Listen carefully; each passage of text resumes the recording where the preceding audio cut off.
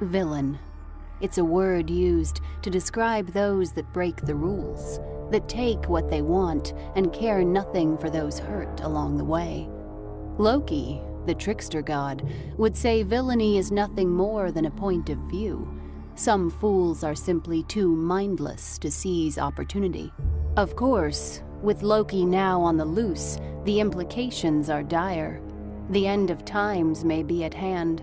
The final battle, Ragnarok, possibly on the horizon, for it was foretold that Loki would break free of his prison and herald the horrific final battle that would leave the gods slain, the heavens sundered, and the world in ashes. None are more eager for that time of chaos than Loki. Mortals, do not fear death. Death is not the end. Death is the beginning.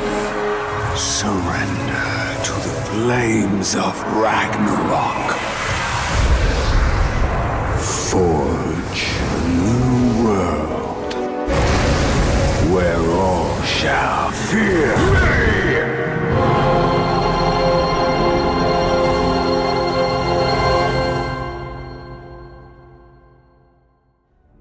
Along the dreaded river Styx, upon the blackened shore, stands guard a beast of unimaginable ferocity. 3 enormous wolf heads creep out of the shadows, hackles raised, eyes like embers burning green with ghostly flame. Be cautious, and do not expect mercy, for Cerberus waits to feast on your flesh, consuming both body and soul.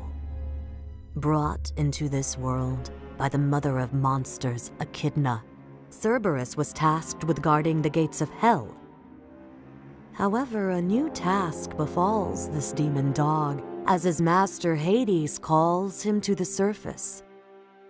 With his poisonous breath, acid-like spittle, his gaze that can turn flesh to stone, Cerberus now hunts freely in the world of the living, eager to drag new souls down below. Feared by his enemies, reviled by his father, adored by the goddess of beauty, and worshipped by warriors, Ares, a tortured and lonely soul, is the bloodthirsty Greek god of war. Ares is not loved by the people. He represents everything they fear and despise: war, strife, chaos, and murder. It's said that the sky darkens when Ares takes the field, that he rides to battle on a chariot drawn by fire-breathing steeds and delights only in the clash of battle and smell of bloodshed. Ares is loved only by the Spartans, who revere the god for his masculinity, his merciless warrior spirit, and tenacity against all odds. The Spartans, however, know the unpredictable fury of their patron and bind his statues in chains.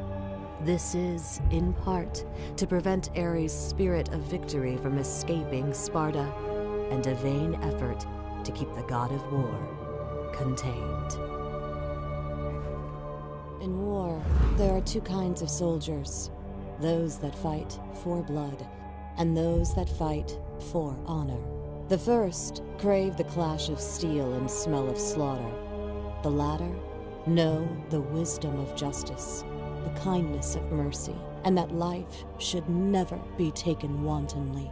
These different warriors seek different gods. Ares, god of war, revels in the bloodletting. But his sister Athena, goddess of wisdom, is patron to those who fight with dignity, and only when there is no other alternative. Favored daughter of Zeus, wise as 10,000 scholars, just as the scales themselves, Athena is a paragon of incorruptible virtue and worshipped with righteous fervor. So revered is she that Athens, greatest city in all the world, is named for her. And regal temples adorn the countryside in her honor, each tended by loyal priestesses. to Athena, a life is a precious thing that need not be wasted in frivolous battle. Bloodthirsty Ares, on the other hand, is reviled by their father and chained by his ravenous subjects. In times of war, prayers are sent to both gods. Ares for blood-stained victory, Athena for honor, valor, and the wisdom to fight with dignity. Make no mistake, these are times of war, and Ares has already answered the call to arms. Athena, ever cautious with lives, goes to battle without eagerness, but solemn necessity. For the goddess of wisdom knows honor is for the living. The dead have no need of it. War had begun.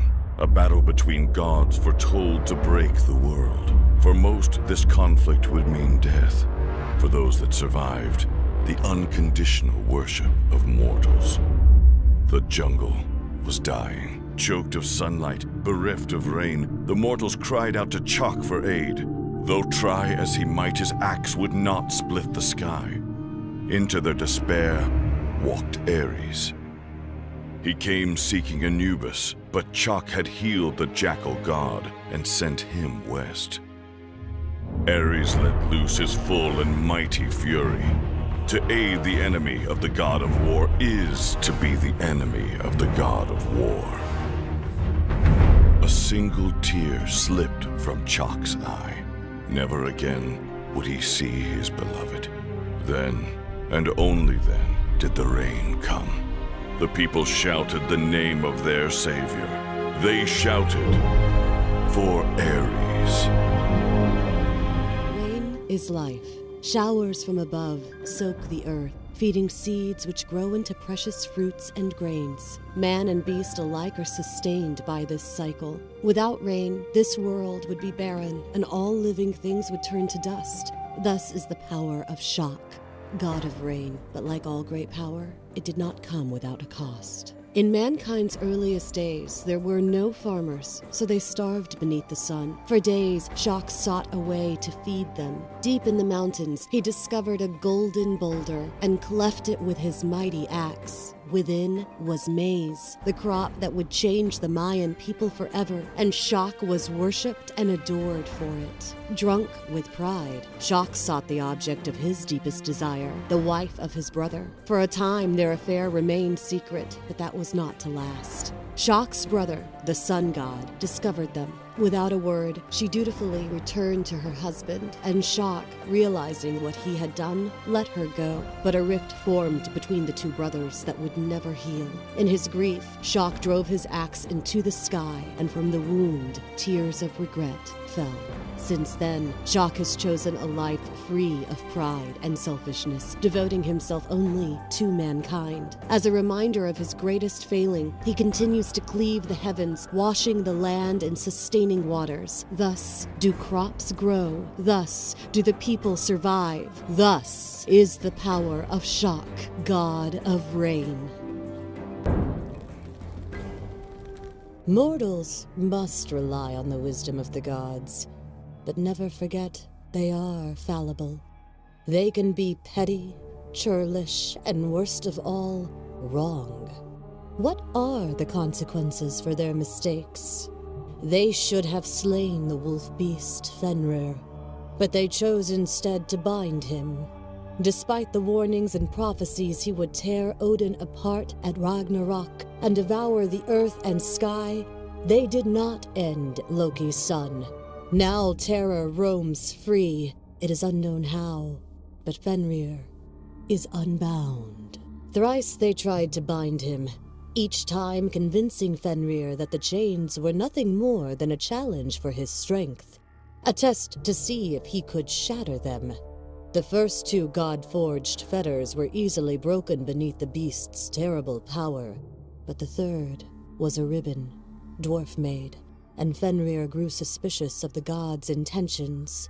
As a show of faith, he demanded one of them place a hand in his mouth, and if the ribbon proved magical in nature, he would exact punishment. Brave If foolish, Tyr put his fist in Fenrir's maw as the ribbon was secured to the wolf's leg. Fenrir strained and screamed, but could not break free, and in a rage he devoured Tyr's hand. For a time, Fenrir was forgotten, the dire prophecy just a memory. But they were all warned, and the gods did nothing. Fenrir is hungry now, the first hunter, an alpha among sheep, but no flesh will satisfy his need. It is revenge he craves, and now he is unbound. Asgard was on fire. Ash blended with snow. All sunlight choked. Fenrir, the monstrous wolf, was loose. Hel's grim plan had come to pass. To aid her brother's assault, she unleashed Asgard's worst foes, thunderous ice giants and horrid stalking shadows. Mortals' panicked cries filled the night. Athena, Greek goddess of wisdom, defended what mortals she could, but Fenrir was too fierce. She urged Odin to abandon the city and lead the people to safety. To Thor, his son, the Allfather entrusted Asgard's future. The wolf had come. Thor would not abandon his city or his people. Athena vowed to return with the Greek army and aid the Asgardians before Ragnarok consumed them all.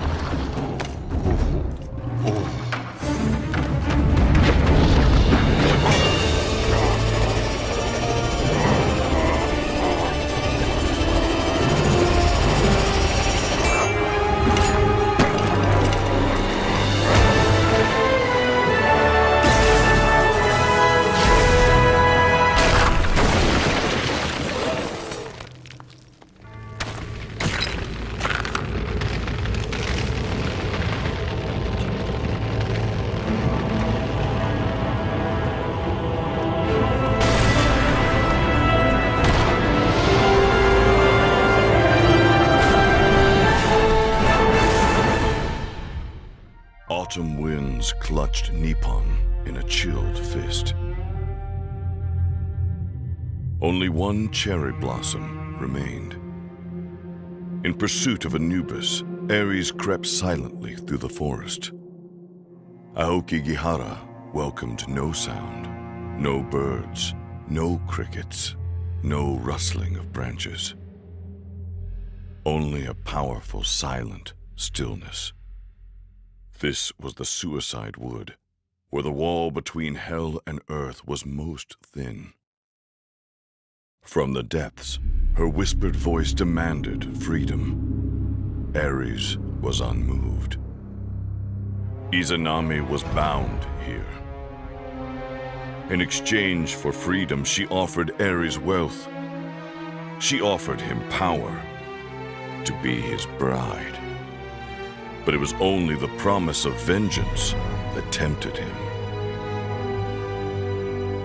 Ares took up her leash. She would guide him to Anubis. Until then, the demon would serve. As Izanami gave birth to the god of fire, his searing skin scorched her flesh. So grievous were the wounds, Izanami succumbed to death. To rescue her soul, her husband, Izanagi, traveled to Yomi, the realm of darkness and death. He implored her to return with him, but she could not, for she had already eaten the fruit that grew in this realm. Izanami agreed to take him to see the gods of Yomi, to ask for her freedom. On their journey, she cautioned him, for the realm of the dead was not meant for the living to see. Taken by foreboding, Izanagi lit a torch and laid eyes upon his wife. No longer the graceful, elegant beauty, Izanami now appeared a rotting corpse. Frightened, Izanagi fled. Through the bowels of Yomi he ran, pursued by the fiend that was once his wife. Escaping the cave entrance, Izanagi rolled a boulder in place to block it. Sealed within, consumed with wrathful anger, Izanami swore 1,000 lives would she take each day. But war has broken the boulder that once kept her sealed away. And Izanami has emerged, cold and lifeless, but burning with a vengeance against all that lives. The yellow river ran heavy with rain. Herbois, river god, refused to allow Ares to cross as long as the demon Izanami was with him. She urged the god of war to let her slaughter Herbois. But Ares spied rain clouds in the distant mountains. Those waters fed the valleys and shaped the great river, a river the mortals needed to survive. With Chalk's axe in hand, Ares threatened to banish the rain, dry the river, and starve the mortals, lest Herbois let them cross. To save the mortals, Herbois let them pass. Snarling and spitting, Izanami pressed Ares to slay the river god. Tempted by the whispers of the demon, Ares broke his word. Using Chalk's axe, he cut away the clouds.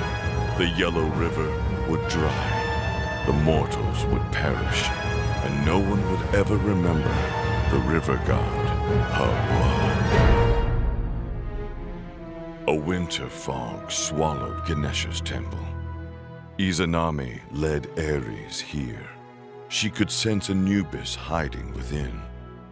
Ares heaved against the heavy doors, though they would not yield to him. Then, Ganesh, god of obstacles, spoke. Ares stood at the crest of two paths. One led to peace, the other to vengeance and war. Ares was not the god of peace. Ares was the god of war.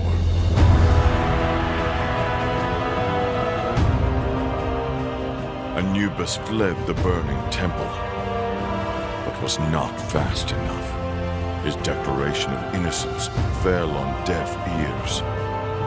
All that mattered to Ares was vengeance. Her duty fulfilled, Izanami was free. The world trembled. Smoke rose from the ruins of the Kingdom of the Sun. Ares had left it broken, Ra blinded and chained for all to see. Greek soldiers looted freely, but grew still with shame at the sight of Athena. Breaking the chains, she set Ra free. Entreating her soldiers, she called them to pray, worship Ra, restore his sight. Their belief healed the sun god, but he was beset by a vision of defeated Asgardians, a battle lost. Hel sat triumphant upon the throne, and the doom of Ragnarok fully unleashed. To the soldiers, Athena offered a choice. Follow her and defend Asgard, or remain here. Cheering, the soldiers beat their shields and shouted her name. They would follow her anywhere. Both beautiful and terrible, the goddess Hel is keeper of the dead, lays judgment on souls, and decides who is reborn. She is both sides of two extremes. As the daughter of Loki, the trickster god, Hel's destiny, much like her brothers Fenrir and Jormungandr, was doomed to darkness from the start. Odin, the All-Father, uncovered prophecies that Hel and her siblings would be the source of great calamity, resulting in Ragnarok, the battle that would end all things. In an effort to prevent this, he cast each of the three into different realms. Not quite a prison, though far from freedom. For Hel, Odin gave her charge of the realm of the dead, specifically those that died of sickness and old age. For himself, Odin retained Valhalla for those that died in battle. At birth, Hel's face was cast half in shadow, half in light. She was both living and dead. So took immediately and graciously to her new role, gifting Odin with the ravens, Hunin and Munin, in appreciation. As the spirits of the kind-hearted, the sick, the elderly were brought to her. She cared for them, gave them comfort, yet those she deemed evil, she mercilessly hurled into the frozen depths of Niflheim. Yet despite Odin's efforts, destiny cannot be averted. Hel's conflicting struggle between benevolence and malice will force her to one extreme or the other. A time will come when Hel will fulfill her prophecy, though it is yet unknown if she will be a shadow of darkness or a force of light. A soundless night entombed the Roman countryside, shattered by a blood-curdling cry. Shadows, now given life of their own, turned on those that cast them, hacking and stabbing Hel's minions. At their command, a frost giant, whose massive form withstood Athena's spear as a hornet's sting, snatching her like a doll, he crushed her in a massive fist. Clawing at the dirt, the killer shadows were swallowed by a black vortex. From nothing, Nox took shape and cast the shadows forth like a swarm, devouring the frost giant. Before melting back into darkness, Nox whispered a warning. Asgard had fallen. Olympus was next. An unnatural night was coming. Her soldiers made the choice. Athena turned the army toward Greece. Olympus was braced for a storm unseen but felt by all. Athena found her people terrified, cowering in their homes. Outside the throne room, she came face to face with her brother, Ares. He proudly proclaimed their father avenged. Anubis was dead. Athena revealed the truth that Loki had murdered Zeus. Tempers flared. In their absence, Hades had not been idle. Poised to complete a ritual of dark intent, Hades sought war with Asgard for inciting Ragnarok. Tempted by Hades' promises of bloodshed and battle, Ares prevented Athena from stopping the ritual. Lines were drawn. War would come. Brother against sister. God against God. And for Hades, all the mortal souls he could ever desire.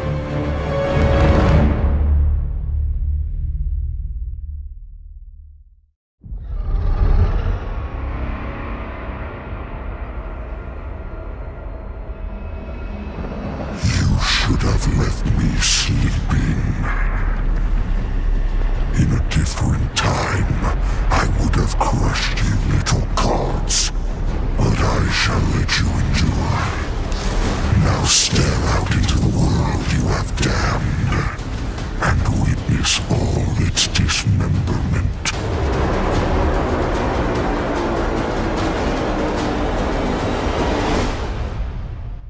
Murder. From the shadows like a coward he came. A thief who stole the life from Father, King, and God. He clutches for the crown, still dripping with the blood of fair Osiris, to place upon his own head. This cannot stand. This will not stand. Set will never sit upon the throne of our kingdom. Not while my heart yet beats. Order. Why do you love it so, as it suffocates you? Your father's blood is yet warm upon my hands, my heart aflame with my conviction. There was never any future for us, beyond what he, our master, allowed. Always a slave. Only the blind could fail to see my courage. But I promise to make you see. I will make the world see our real potential, a power they have yet to witness. Long have I been content to simply bear witness.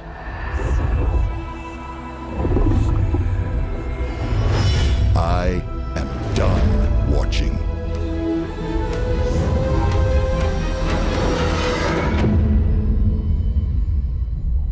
You do not know me, but you will. I am Olaran, and I am your king.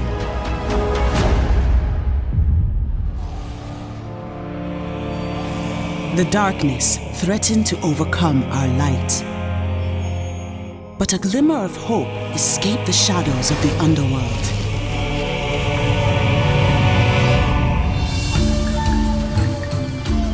The messenger arrived here at the Ogun River, my home. I will not abandon those in need. The waters are patient and cleansing. My allies will know the strength of the tides, and our enemies will fear the flood.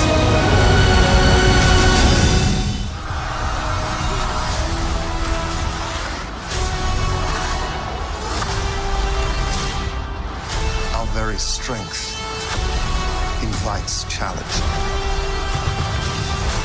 Challenge incites conflict. Conflict breeds catastrophe. The thing isn't beautiful because it lasts.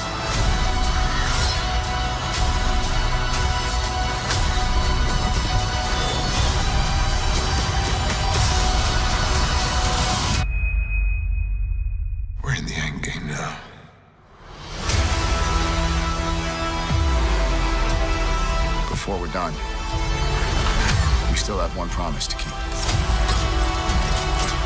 If you can't protect the Earth, you can be damn sure we'll avenge it.